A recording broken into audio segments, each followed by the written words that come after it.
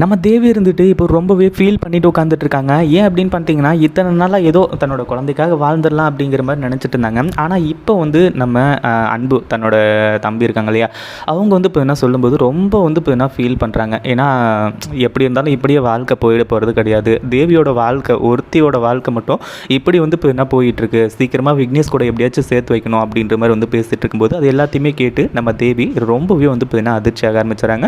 ஒரு பக்கம் ரொம்ப ஃபீல் பண்ணி உட்காந்துட்டு இருக்கப்போ நம்ம கயல் வந்து என்னாச்சு தேவி, எதுக்காக வந்து இப்போ என்ன இப்படி ஃபீல் பண்ணிட்டு உட்காந்துட்ருக்க அப்படின்ற மாதிரி கேட்கும்போது கடைசியில் வந்து இப்போ என்ன எல்லாத்தையுமே சொல்கிறாங்க. அதே மாதிரி நம்ம கயல் இருந்துட்டு நீ எதுக்கும் கவலைப்படாத தேவி, சீக்கிரமாக எப்படியாச்சும் வந்து இப்போ என்ன விக்னேஷோட மனசை மாற்றி உன்னையும் விக்னேஷை சேர்த்து வைக்க வேண்டியது என்னோட கடமை. அதனால் வந்து இப்போ என்ன நீ எதை பற்றியும் கவலைப்படாத அப்படின்ற மாதிரி வந்து இப்போ என்ன சொல்லியிருக்காங்க.